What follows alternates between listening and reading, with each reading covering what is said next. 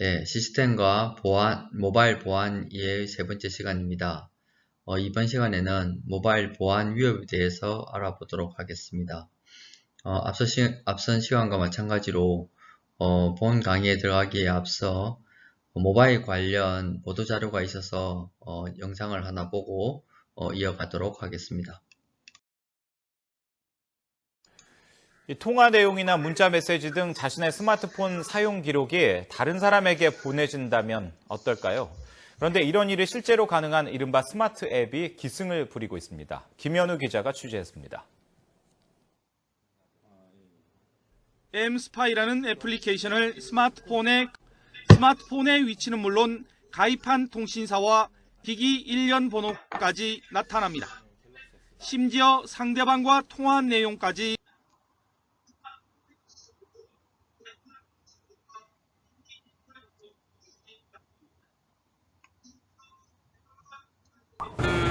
위치가 어떻게 되죠? 네, 여기 강릉구입니다. 스마트폰으로 상대방의 일거수일투족을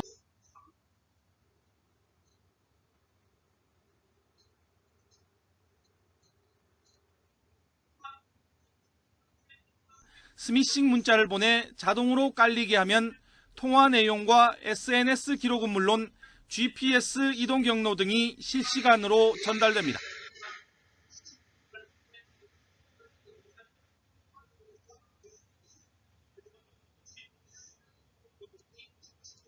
증거 확보나 기업의 직원 감시용으로 주로 사용되고 있습니다. 더 큰 문제는 해커가 악성 코드를 심을 경우 2차 피해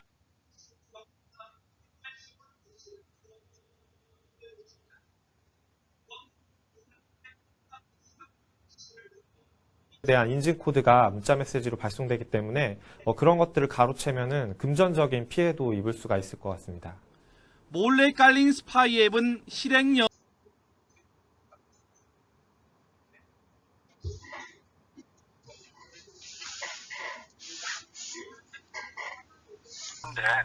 웹 주소는 클릭하지 않아야 하고요. 스마트폰에 설치된 모바일 백신을 항상 최신으로 업데이트하고 정기적으로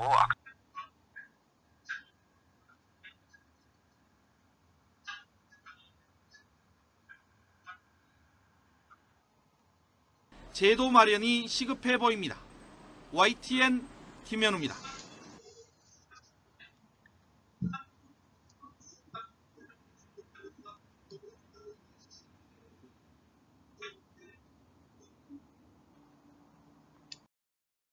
네, 영상 잘 보셨나요? 요즘은 모바일 기기 성능이 매우 좋아져가지고 일반 PC와 같은 성능을 가지고 있습니다. 그래서 이전에 가지고 있던 그런 핸드폰의 어떤 그 범위를 넘어서서 컴퓨터 한 대를 우리가 호주머니 속에 넣고 다닌다고 해도 과언이 아닐 정도로 모바일 폰의 성능이 좋아졌고요. 그거에 따른 여러 가지 보안 위협도 따라 많이 일어나고 있다고 봅니다. 그러면 현재 대표적인 모바일 기기인 우리 휴대폰 중에 애플, iOS를 쓰고 있는 애플과 현재 안드로이드 폰으로 분류될 수 있는데요. 이 두 가지에 대한 모바일 폰에 대한 취약점, 기기의 특성 이런 것도 좀 알아보고요. 또 블루투스가 가지고 있는 여러 가지 문제점, 해킹이 일어날 수 있는 취약점 이런 것들에 대해서 알아보는 시간을 갖도록 하겠습니다. 자, 모바일이라고 하는 것은 움직일 수 있는 이라는 뜻입니다. 그래서 정보통신에서 모바일은 스마트폰과 타블렛 PC성과 같이 이동 중에 사용이 가능한 컴퓨터 환경을 뜻합니다. 자, 일반적으로는 사람이 휴대하면서 사용할 수 있는 소형화된 기기, 즉 모바일 기기 단말을 나타냅니다. 이전 휴대폰은 단순히 그냥 전화를 하고 받고 문자 보내고 하는 수준이었지만 지금은 웹 검색도 하고 또 이걸 가지고 뭐 CCTV 감시도 하고요. 또 유튜브나 같은 이런 방송도 하고 여러 가지 활용도가 높아지면서 모바일 기기에 대한 의존도도 우리 생활에서 큰 부분을 차지한다고 볼 수 있습니다. 자, 스마트폰이 이제 PC와 비슷한 유형의 위협이 일어난다고 했습니다. 거의 스마트폰의 성능이 PC와 같기 때문에 유형도 비슷하다고 볼 수가 있고요. 유선 네트워크의 위협이 곧 모바일 환경에서 그대로 재현이 가능하다. 앞서 배운 우리 디도스 공격, 또 랜섬웨어, 이런 공격들이 모바일에서도 그대로 재현되기 때문에 우리가 악성 코드가 있는 사이트, 또 불순한 사이트에 방문하는 것만으로도 악성 코드에 감염이 가능하다고 말씀드릴 수 있습니다. 특히 우리 메일, 또 요즘에는 휴대폰으로 많이 조회를 하시죠. 그래서 메일 보다가 거기에 단축 아이콘 같은 단축 링크, 주소 같은 것을 클릭하면 PC뿐만 아니고 모바일도 바로 악성 코드에 감염되는 사례가 많이 나타나고 있습니다. 네, 우리 애플로 유명한 애플폰의 iOS의 보안 체계에 대해서 알아보도록 하겠습니다. iOS는 애플의 PC 모델인 맥킨토시 OS인 macOS라고 하는데요. 그 macOS인 OS X의 모바일 버전이다, 이렇게 볼 수가 있고요. 기본적인 통제권을 애플이 가지고 있습니다. 그래서 그 통제권을 계속 유지하기 위해서 4가지 시스템 보안 체계를 갖추고 있습니다. 이 4가지 시스템 보안 체계를 차례대로 한번 알아보도록 하겠습니다. 첫 번째가 안전한 부팅 절차 확보입니다. 대부분 그 악성 코드가 부팅 과정에 부트 섹터 쪽에 어떤 그 악성 코드를 감염시켜서 컴퓨터가 부팅될 때 시작 단계부터 악성 코드에 감염되도록 그렇게 설계되고 있는데요. 이 iOS는 근본적으로 부팅을 변조할 수 없도록 구성되어 있습니다. 그래서 iOS를 사용하는 모바일 기기에서는 모든 소프트웨어는 애플의 암호화 로직으로 설명된 방식에 의해서 무결성이 확인된 후에만 동작하도록 되어 있습니다. 그 동작 그 과정을 잠시 한번 보면요. 먼저 부트롬이라고 하는 곳에 컴퓨터를 부팅하는 알고리즘이 들어가 있습니다. 이 부분은 우리 윈도우나 일반 안드로이드 폰도 마찬가지로 부트롬이라는 걸 사용을 하고 있죠. 하지만 이 애플 같은 경우에는 부트롬에 있는 알고리즘이 동작될 때 애플의 루트 C의 공개 키를 포함해야만 동작이 됩니다. 그래서 이 키가 없이는 동작되기 어렵기 때문에 그 변조되기가 힘들고요. 이 공개 키를 포함한 부트롬은 실행하기에 앞서 LLB라고 하는 로우 레벨의 부트로드 프로그램을 무결성을 먼저 점검을 하고요. 점검에서 이상이 없을 경우에 그 LLB를 실행을 하게 됩니다. 그리고 이 LLB는 또 iBoot라고 하는 부분을 무결성을 확인 후에 또 iBoot를 실행하게 되고요. 이 iBoot는 다시 iOS의 커널에 대한 무결성을 또 점검 후에 커널을 실행합니다. 이 커널의 개념은 우리 그 애플의 그 모체가 OS의 모체는 유닉스라고 볼 수 있습니다. 그래서 유닉스에서 어떤 커널과 같은 형태라고 보시면 되는데요.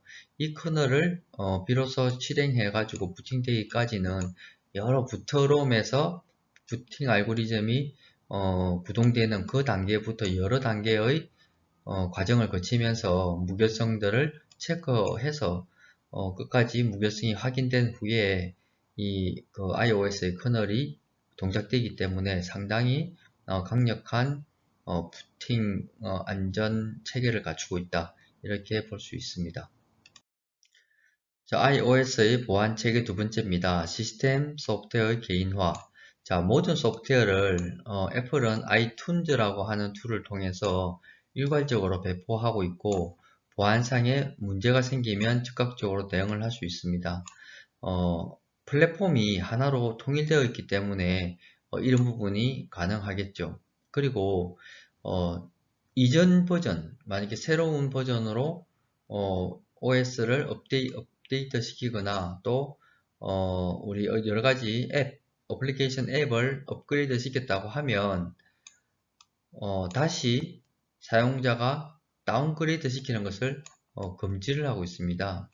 보통 해커들은 취약점이 있는 소프트웨어를 통해서 공격을 하게 되죠. 그런데 보통 이 업그레이드를 한다는 것은 그런 취약점들을 다 찾아서 막는다는 의미잖아요. 그래서 해커에 의해서 문제가 있는 이전 버전의 소프트웨어가 설치되는 것을 방지하기 위해서 아예 전체적인 다운그레이드 자체를 금지하는 정책을 가지고 있습니다. 그래서 모든 응용 프로그램에 대한 강력한 통제를 애플이 아이튠즈를 통해서 하고 있다, 이렇게 말씀드릴 수가 있습니다. 또 응용 프로그램에 대한 서명입니다. 애플은 iOS에 설치되는 모든 어플리케이션 앱에 대해서 무결성을 보장하기 위해서 어떤 서명, 사인을 등록시키게 됩니다. 그래서 누가 언제 어떻게 개발했는지에 대한 이력을 모두 관리하고 있으며 그 모든 앱이 다 애플의 어떤 승인 하에서 구동되기 때문에 그렇다고 볼 수가 있고요. 자, 원격지에서 또 삭제 권한을 가지고 있습니다. 그래서 애플 OS에서 혹시나 문제점이 발견되거나 문제점이 발견된 앱이 설치되었다고 한다면 그것이 자동으로 애플 쪽에 통보가 되고 그 문제가 있는 애플리케이션을 애플 쪽에서 강제로 삭제시킬 수 있는 기능을 가지고 있습니다. 그런 것들은 우리 안드로이드 쪽에서는 전혀 상상할 수 없는 그런 기능이지만 애플은 애플 자기네만의 독특한 무결성을 보장하기 위해서 이런 강력한 정책을 사용하고 있다, 이렇게 말씀드릴 수 있습니다. 다음 특징은 샌드박스 활용입니다. 샌드박스라는 공간을 두고요. 이 샌드박스 안에서 응용 프로그램이 실행이 되게 합니다. 그리고 이 샌드박스는 하나의 일종의 가상머신으로 만들어 구성이 되고요. 이 가상머신 안에서 실행이 되는 것처럼 원래의 운영체제와 완전히 독립되어서 실행되는 형태입니다. 그래서 이 응용 프로그램의 어떤 오류라든가 이걸로 인해서 현재의 그 운영체제에 전혀 영향을 미치지 않도록 그렇게 구성이 되어 있습니다. 그래서 이 샌드박스가 가상머신의 형태로 만들어지기 때문에 만약에 오류가 있는 응용 프로그램이 실행이 되다가 뭔가 문제를 일으키면 이 가상머신 하나를 삭제시켜버리면 그런 문제가 완전히 사라지게 되는 그런 형태를 띠고 있습니다. 그리고 사용자 앱인 경우에는 기본적으로 앱끼리 데이터를 주고받을 수 없도록 해놨고요. 시스템 파일에도 접근할 수가 없습니다. 그렇기 때문에 지극히 사용자 앱 그 안에서 모든 데이터를 사용을 할 수, 스스로 데이터를 수집을 해서 활용할 수 있도록 했고요. 다른 앱에서 수집한 데이터를 같이 공동으로 연계가 쓴다든가 하는 것들을 보안상의 이유로 금지하고 있습니다. 또 멀티태스킹 금지입니다. 기본적으로 우리 iOS는 유닉스를 기반으로 하고 있고 안드로이드는 리눅스를 기반으로 하고 있기 때문에 기본적으로 멀티 유저, 멀티태스킹은 가능하도록 설계가 되어 있습니다. 하지만 이 iOS는 애플만의 어떤 정책으로 멀티태스킹 자체를 금지하고 있습니다. 가장 기본적으로 우리가 작업을 하면서 음악을 듣는다, 이런 것들은 어쩔 수 없이 OS 차원에서 허용을 해 놓은 부분이고요. 이러한 아주 사소한 부분들 빼고는 멀티태스킹을 엄격하게 금지하고 있습니다. 왜 그러냐면은 보통 우리 그 악성 코드는 백그라운드에서 작동이 많이 되고 있어요. 우리가 사용자가 눈치채지 못하도록 사용자는 우리가 일반적인 업무를 하고 있지만 백그라운드에서는 악성 코드가 활동을 하는 그런 사례가 많이 있죠. 애플에서는 그런 것들 막기 위해서 멀티태스킹 자체를 금지하고 있습니다. 자, 원격지에서는 iOS 로그인을 금지하고 있습니다. 자, iOS는 기본적으로 유닉스의 바탕을 두고 있으므로 그 유닉스처럼 SSH 서버를 실행할 수도 있고 또 SSH 서버에서 로컬 도면지에서 로그인할 수 있도록 설계되어 있습니다. 하지만 원격지에서 iOS에 로그인을 하는 경우에 악성 코드의 유포 위험이 있고 또 해커의 어떤 해킹의 위험이 있기 때문에 원격에서 로그인을 정책적으로 금지하고 있고요. 하지만 HTTP나 FTP 같이 단순한 파일 전송 기능 정도만 풀어놓고 그 외에는 모두 다 허용하지 않는 정책을 가지고 있습니다. 자, iOS의 취약점입니다. iOS는 보안상의 이 문제점은 대부분 탈옥한 기기에서 발생을 합니다. 이 탈옥기라고 하는 것은 애플이 워낙 강력한 보안 체계를 갖추고 있다 보니까 애플한테서 승인받지 못한 어플리케이션들은 동작할 수가 없고요. 또 어플리케이션 애플 쪽에서 유료화 시켜 놓은 어플리케이션들을 거의 무료로 좀 사용하기 위한 그러한 사용자들이 탈옥이라는 걸 해서 애플의 어떤 간섭을 받지 않고 그 기기에서 다양한 어플리케이션을 돌리기 위해서 하는 행위들을 우리는 탈옥이라고 합니다. 그래서 이 탈옥한 기기에서는 많은 보안상의 문제점을 가지고 있는데요. 탈옥이 애플이 공식적으로 지원하지 않는 기능을 사용하기 위해서 그렇고요. 또 그러한 기능에 iOS 내부 파일 시스템 및 응용 프로그램 파일에 대한 적번 그리고 외부 관리 인터페이스가 모두 포함됩니다. 탈옥이 되고 나면 애플 쪽에서 꽁꽁 묶어놨던 여러가지 파일 시스템, 응용 프로그램 파일, 또 외부 관리 인터페이스 이런 것들이 모두 다 오픈되게 되고요. 여기에 접근이 가능하게 됩니다. 그러면 기본적으로 애플이 추구하고 있는 보안상의 문제점이 드러나게 되는 거죠. 자, 애플에 대한 그 보안 시스템 구조를 보면요. 이렇게 하드웨어 구조가 있고요. 이 하드웨어 구조도 철저하게 키를 통해서 보안하고 있고 여러가지 암호 엔진을 통해서 구성하고 있습니다. 그 다음에 여기서 무결성이 확보가 되면 이제 커널을 작동하게 되고요. 커널을 작동하게 되면은 이렇게 샌드박스가 이제 만들어집니다. 이 소프트웨어가 이 샌드박스로 구성되는데 이 자체가 다 암호화된 파일 시스템으로 동작을 하고 있고요. 사용자 구간인 이 앱 샌드박스가 있습니다.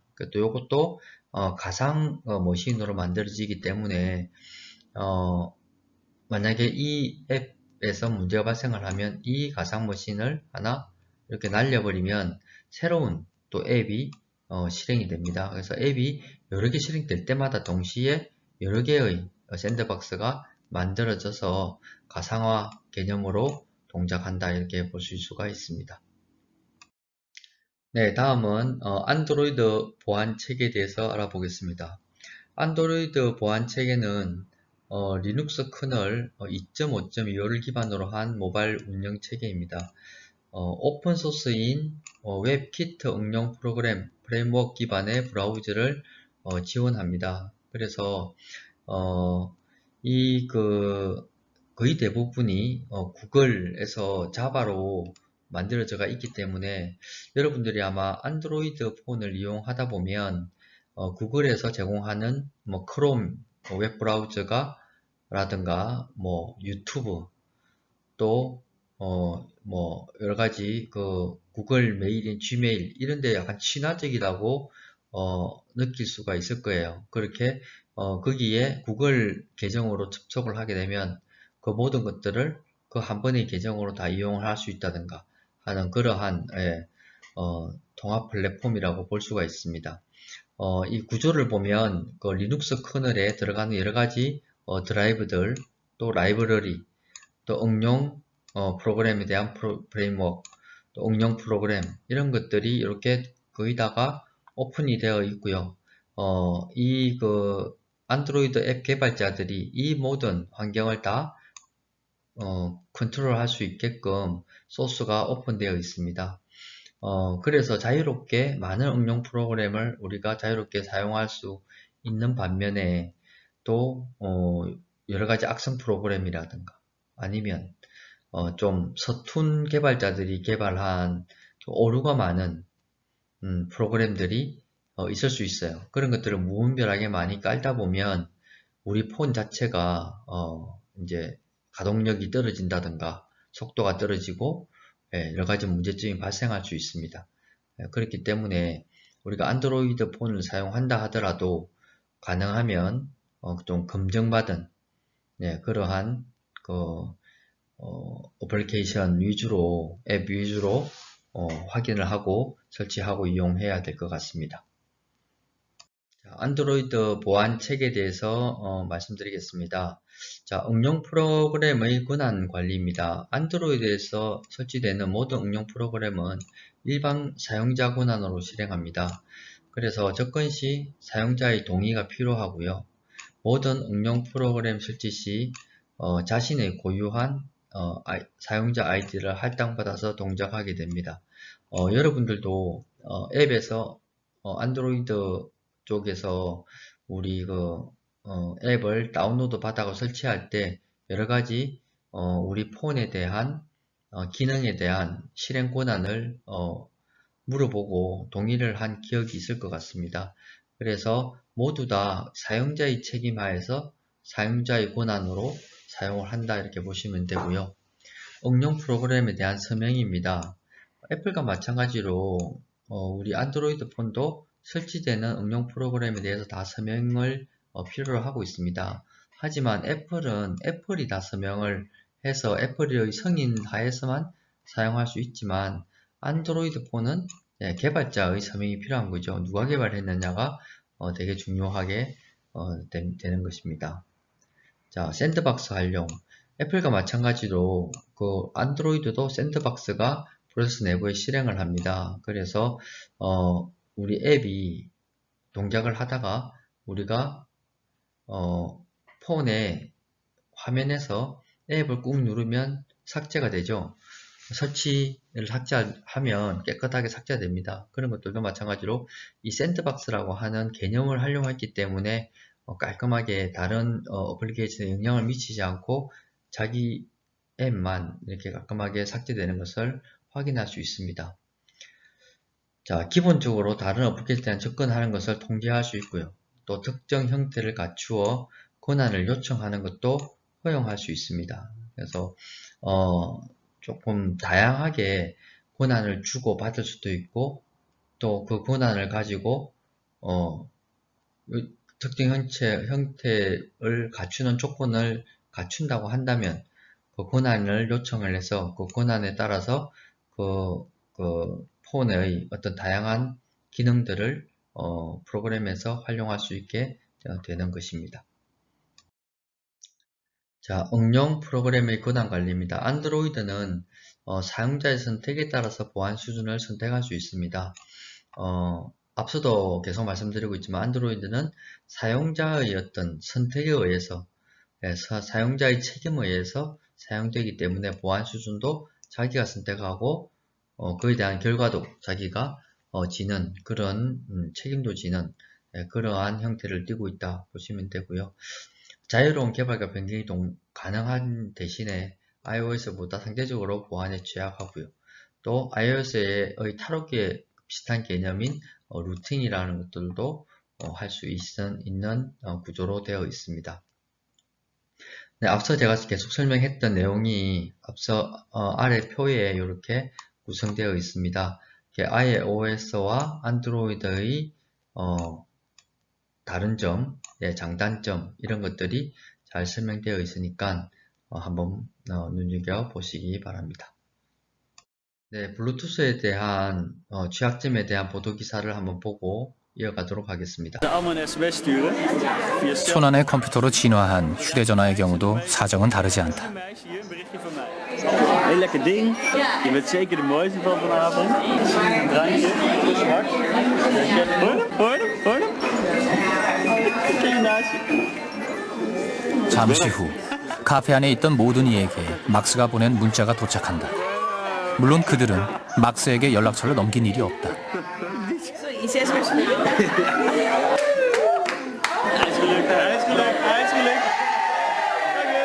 sending a Bluetooth message to everyone in the bar, that's very easy.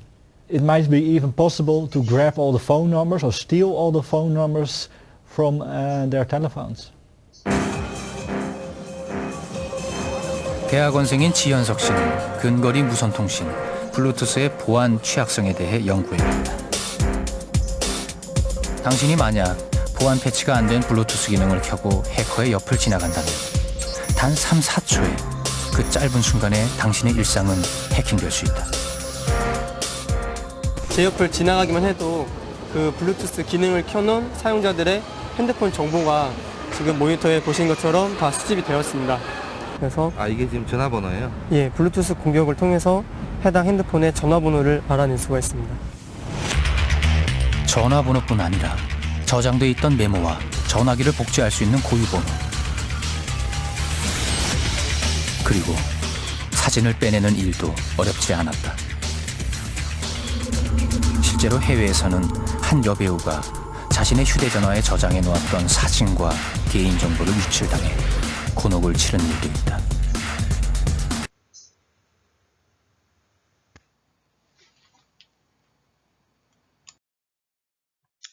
자, 영상을 보시니까 좀 어떠신가요?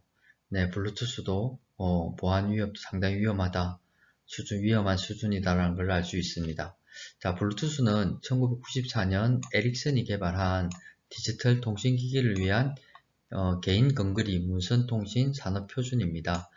이 산업표준이라는 것은 우리나라뿐만 아니고 전 세계적으로 국제적인 표준을 가지고 있습니다. 그래서 어떤 장비든, 네, 그게 여러 클래스든 한 클래스일 필요도 없고요. 또 쌍방향이 같은 클래스일 필요도 없습니다. 아래에 클래스별로 출력과 도달 거리가 나와 있는데요. 어떤 클래스든 관계없이 블루투스 연결이 되고 블루투스 간에 통신이 가능하다는 것을 알 수 있습니다. 자, 블루투스 보안 위험 및 취약점으로는 아래의 이 5가지가 등이 있는데요. 이거 보면 아니고 또 여러 가지가 있을 수 있습니다.